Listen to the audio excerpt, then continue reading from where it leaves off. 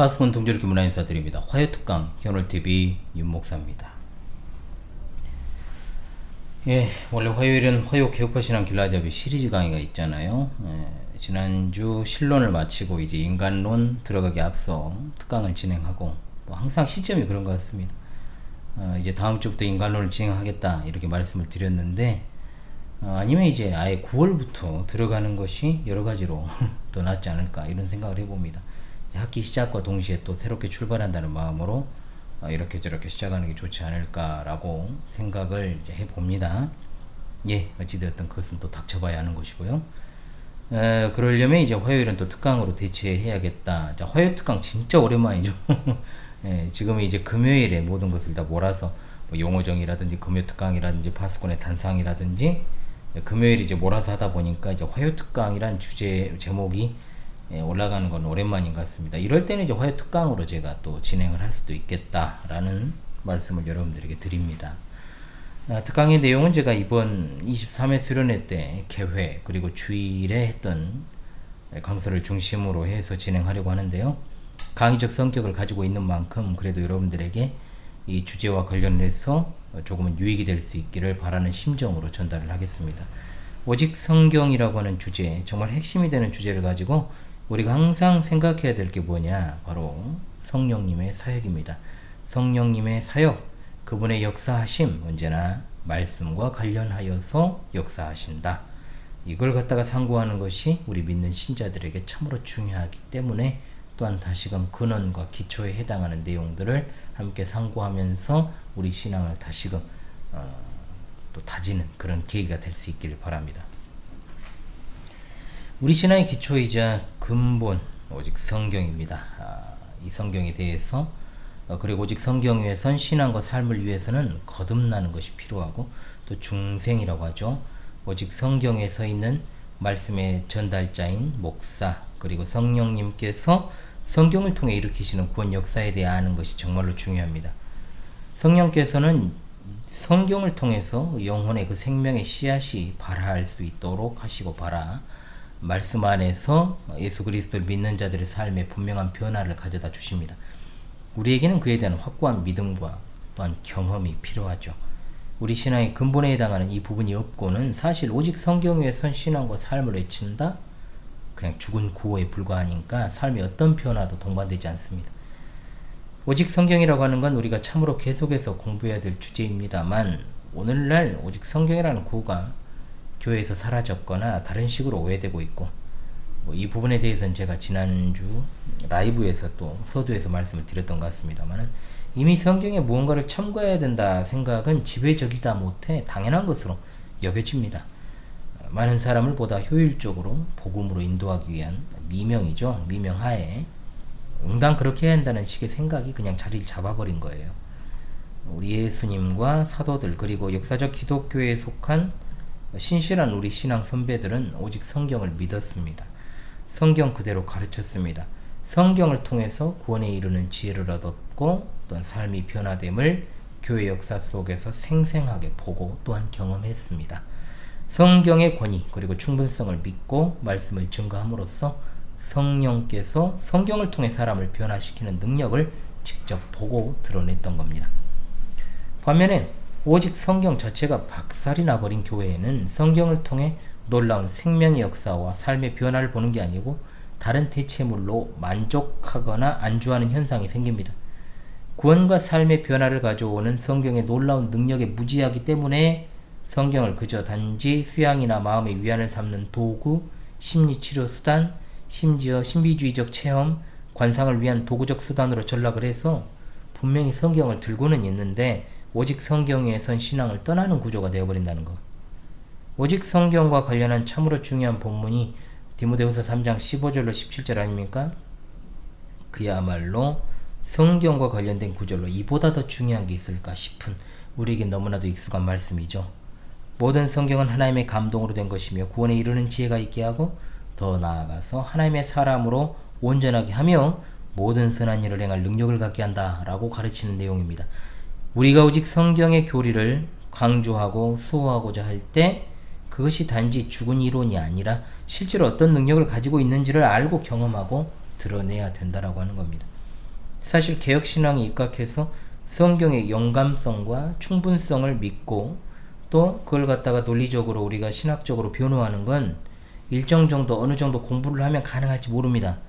그러나 성경을 통한 역사가 얼마나 능력 있고 놀라운지 개인적으로나 교회적으로 알고 또 경험하고 드러내는 일에 있어서는 참으로 취약할 수 있다는 거죠. 즉 오직 성경을 변증하기 위한 방언은 중요하다는 겁니다. 그것은 계속 지금도 수행 중해야 되는 것이고요. 그러나 실제적인 면에서 구원 역사를 이루고 우리 삶과 성품의 변화를 일으키는 성경의 능력을 알고 경험하며 증거하는 일이 더 시급하다라고 하는 거죠. 사실 하나님 말씀의 능력이라 했을 때 우리에게 신비스러운 체험을 주는 것이 절대로 주가 될 수 없습니다. 물론 우리가 말씀을 통해서 우리 마음에 크나큰 감동을 받습니다. 성경은 사람의 영혼에 감화와 감동으로 영향을 미치고 신비하다고 할 만한 일을 일으키시는 것이 사실이니까요. 진짜로 그렇잖아요. 이전에 완악하고 단단했던 마음이 무뎌지고 또 무너지거나 또 부드러워지기도 하지 않습니까? 그러나 과연 그것이 전부냐는 거죠. 그것은 극히 일부분의 경험이라는 겁니다. 하나님의 말씀은 궁극적으로 구원에 이르는 지혜를 얻게 하고 하나님의 사람으로 온전하게 변화되는 것을 목적으로 합니다. 이 목적은 그저 어떤 정서적으로나 감동, 감화, 생활 습관적 변화 이런 것들로 경험하는 것보다 비교할 수 없을 정도로 중요하다고 하는 거죠. 하나님의 말씀은 우리를 구원에 이르게 하고 또 온전하게 만드는 목적을 따라 사용되는 도구요 통로입니다. 즉 하나님 말씀은 우리로 하여금 하늘에 속한 자의 형상 즉 그리스도를 닮아가게 하려는 목적성을 가진다. 이 세상에는 셀 수 없이 많은 책이 있습니다. 그러나 한번 잘 생각해 보면 그 중에서도 탁월하다 여겨지는 책이 얼마나 되는가 했을 때 거의 없어요.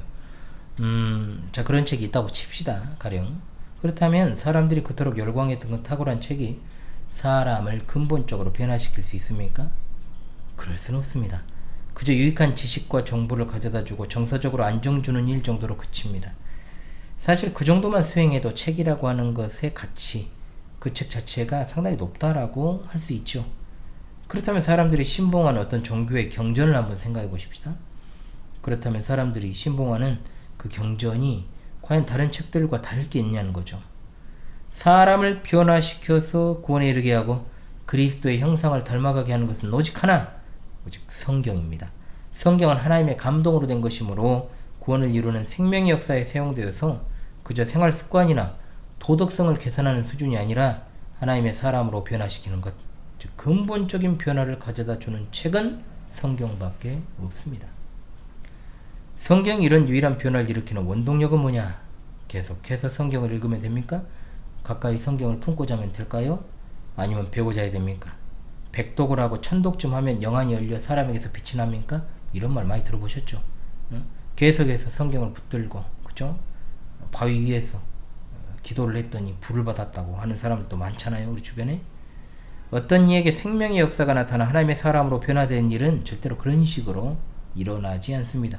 성경을 통한 사람의 변화와 구원 역사는 오직 성령님의 역사로 가능하게 됩니다.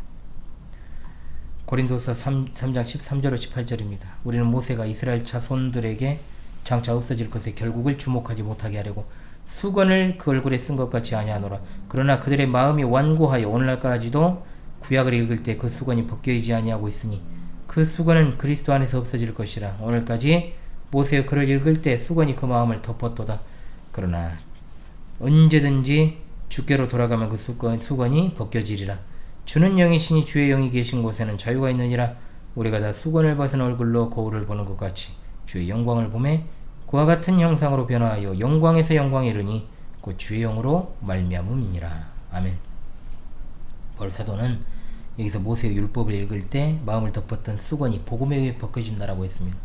즉 예수님을 믿으면 수건이 벗겨지고 주님의 영광을 보므로 그와 같은 형상으로 변화하는데 이런 변화는 주의 영으로 말미암은 주의 성령으로 말미암음이라 말씀하신 겁니다.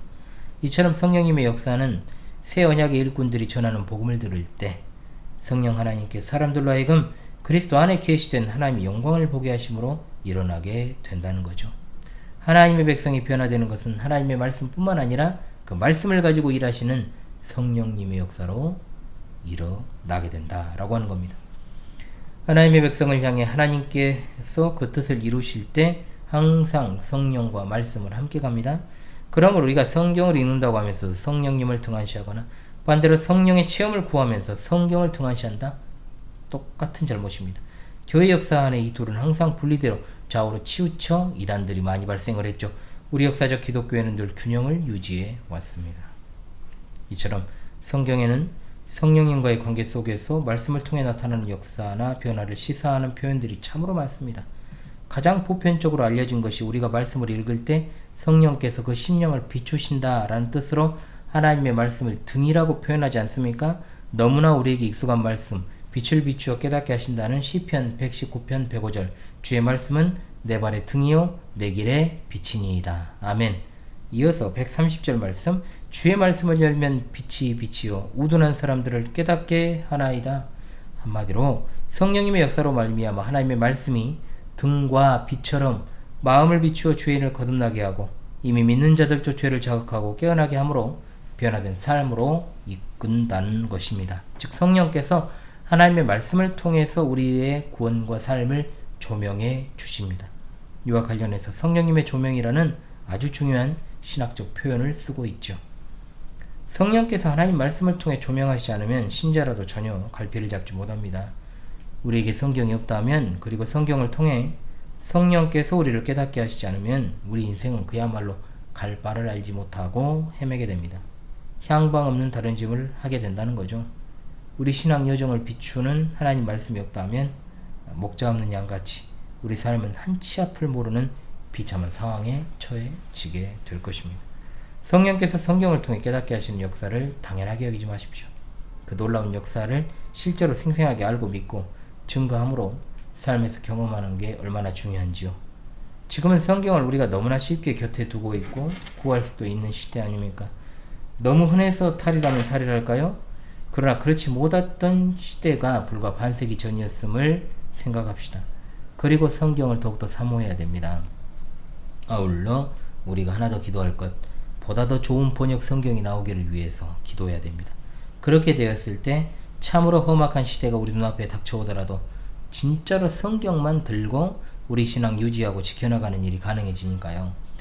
명확하고 명료하게 하나님 말씀을 원뜻에 맞게 번역된 성경 한 권의 가치는 문해력이 갈수록 떨어지는 이 세대 속에서 더 큰 빛을 발할 것입니다.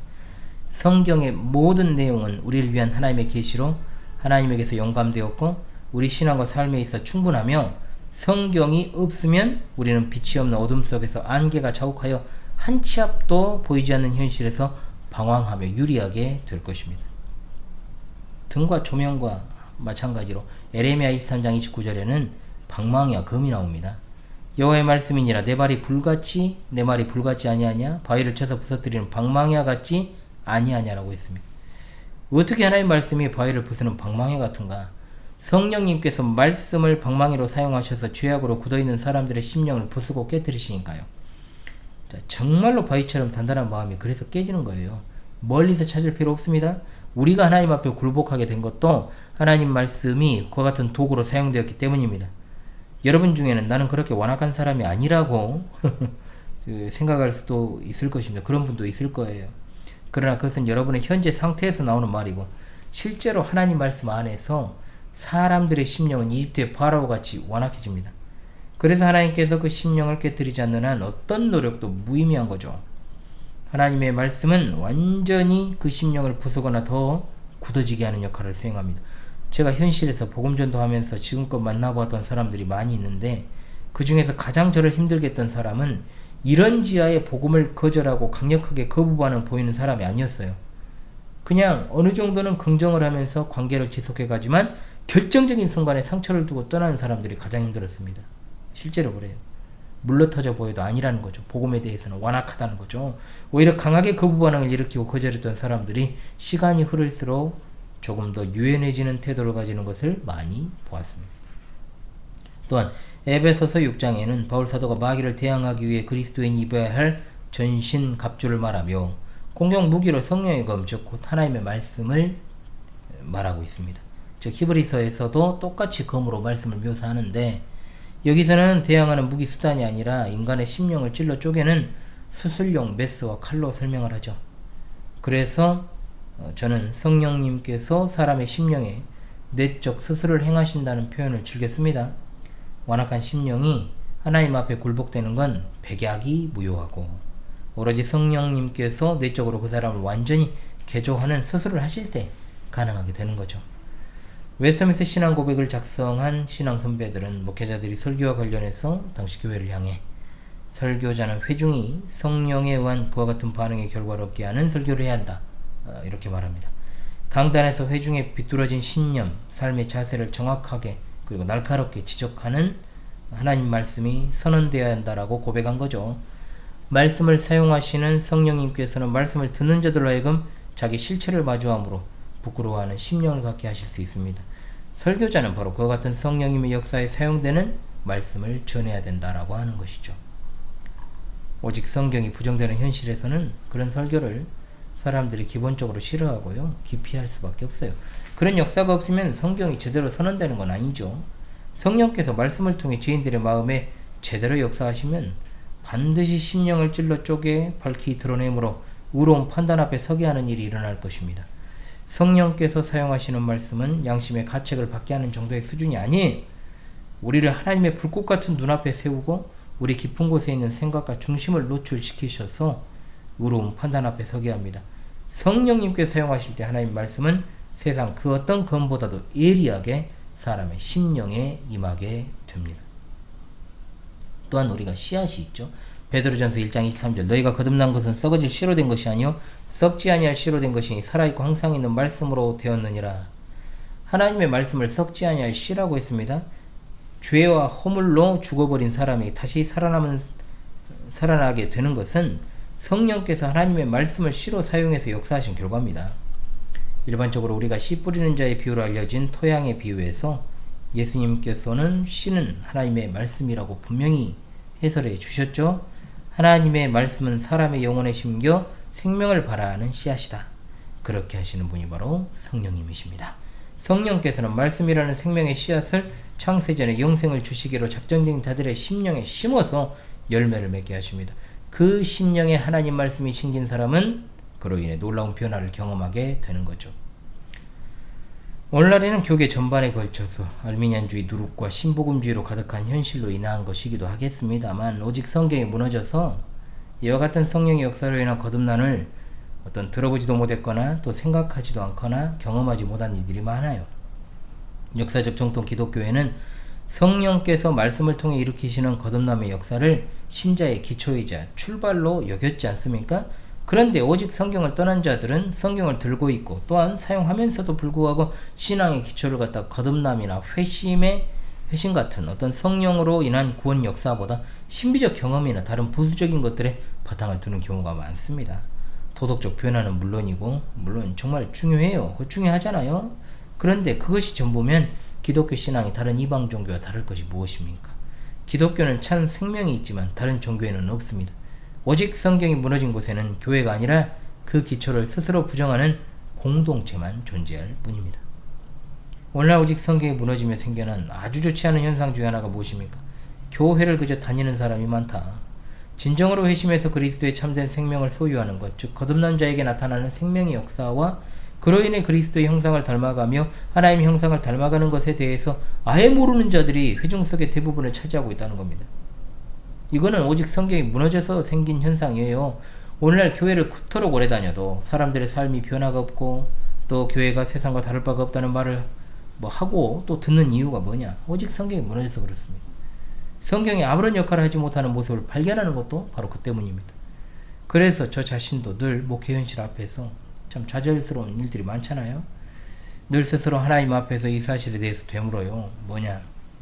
하나님, 저는 정말로 오직 성경에 입각해서 목회를 하지 못함으로 인하여 이런 결과가 나타나는 것입니까?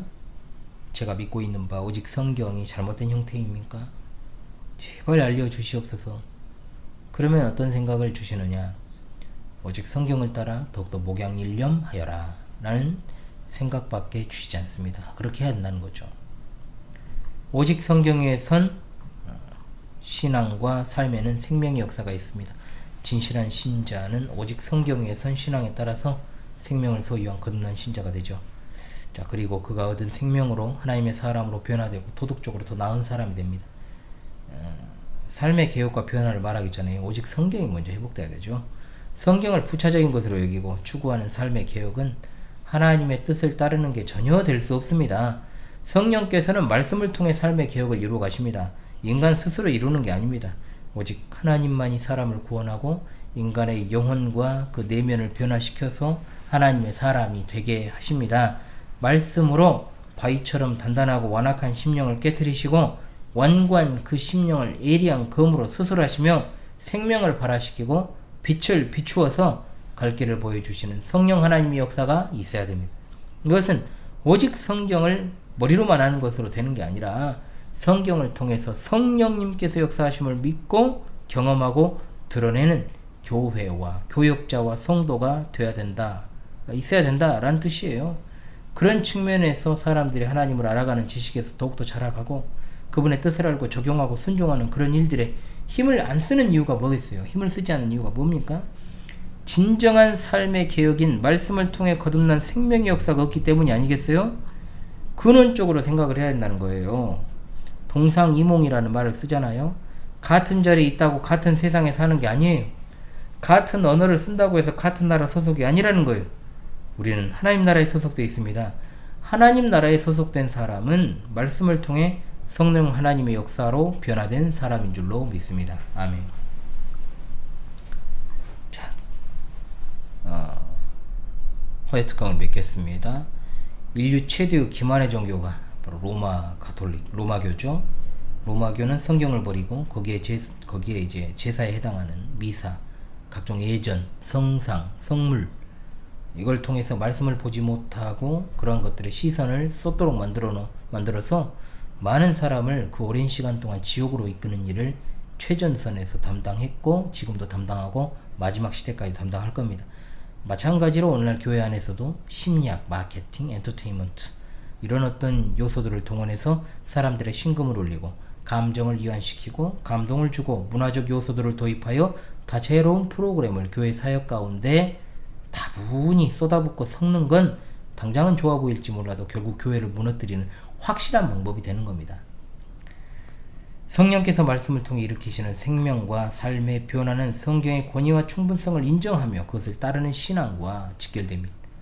성령님과 성경을 분리한 채 성령의 역사를 따르는 자들, 그야말로 성경의 충분성과 권위성에 일에 관심도 없어요. 성령의 역사를 모르니까요. 성령님의 역사를 모른다는 건 그들이 거듭난 자가 아니라는 말일 수도 있습니다. 성령님의 역사는 절대로 성경과 분리되지 않습니다. 둘이 분리가 되면 무조건 주관주의, 종교로 갑니다. 아무리 그들이 주의 이름으로 놀라운 일을 행했다고 해도 그들은 불법을 행하는 자들이라는 평가를 받을 수밖에 없어요. 하나님의 뜻이 담긴 성경과 상관없이 행한 것은 성령과는 상관없는 장난질이니까요. 성령께서는 오직 하나님 말씀을 통해 생명 역사를 일으키시고 그 역사로 우리 삶을 하나님 아들의 형상으로 변화시키는 능력을 나타내십니다. 이것이 오직 성경에선 신앙과 삶이 복된 이유입니다. 마지막 때 등장할 불법의 사람 멸망의 아들, 정확히는 세계 단일 정부가 들어서게 될 때 용인 사탄에게 권세를 부여받은 그가 사람들을 미혹할 때 모든 능력과 표적과 거짓 기사로 행한다고 했습니다. 중요한 건 뭐냐? 진리입니다. 진리. 심판은 진리를 믿지 않고 떠남으로 받는 것이 심판이니까요. 그리스도교 신앙은 성경이 말하는 진리가 기준돼야 됩니다. 우리가 이 진리를 따라야 됩니다. 말씀과 성령으로 인해 개인의 삶에 일어나는 변화를 가볍게 여기면 안 돼요. 그것은 우리가 마음먹는다고 되는 게 아닙니다. 하나님의 사람으로 곧 아들의 형상을 따라 변화되는 건 본성의 변화와 실제적 싸움을 필요로 하는 일입니다. 성령께서 말씀을 통해 우리 안에 일하심으로 우리 인격이 그 다루심의 과정에 있을 때 가능합니다. 하나님 말씀에서 멀어지면 교회 다니는 신자도 하나님의 아들의 형상을 닮아가지 않습니다. 오히려 본성적 욕심이 더 득세하게 되는 거죠. 그러므로 우리는 말씀을 따르는 삶을 지속합시다. 그 말씀을 통하여 생명과 삶의 변화를 일으키시는 성령님 역사를 구하고 의지하며 더 나아가서 그것을 드러내고 전해야 될 것입니다. 그것이 오직 성경에선 신앙과 삶을 경험하는 길입니다. 우리 각자와 강주 신실한 교회가 이같이 오직 성경에선 신앙과 삶을 따르는지를 마땅히 분별합시다. 나아가 먼저 오직 성경에 서서 성령께서 말씀으로 일으키시는 생명의 역사의 통로들이 될 수 있기를 원합니다. 가깝거나 미래에 있을 우리 각자와 우리가 속한 교회, 이 나라가 어떻게 될지 우리가 알 길이 없어요. 하나님의 주권에 달린 문제입니다. 그러나 선하신 하나님의 뜻을 따르고 그 능하신 손에 우리 자신을 맡기는 건 가능하지요. 세상이 아무리 다변화되어서 엄청난 것들이요, 우리 삶의 각 영역에 쓰나미처럼 몰려든다고 해도 우리는 오로지 하나님 말씀에 사로잡힌 자들이 되어야 되고, 또한 그것만이 유일한 해결책인 줄을 믿습니다. 교회는 절대로 타협하지 않고 유혹을 이기고 나가는 자들이 필요합니다. 신앙의 절개를 죽기까지 지킨다는 건 바로 하나님의 신실하심을 따라 하나님 말씀에 신실함으로 살아가는 것을 뜻합니다. 오직 성경이 우뚝 선 신앙, 그것은 우리 시작이자 끝인 줄을 믿습니다. 아멘. 지금까지 참으로 오랜만에 화요특강 현월TV 윤목사였습니다. 성경을 통해 역사하시는 성령님을 믿으며 살아가시는 여러분 되시기 바랍니다. 감사합니다.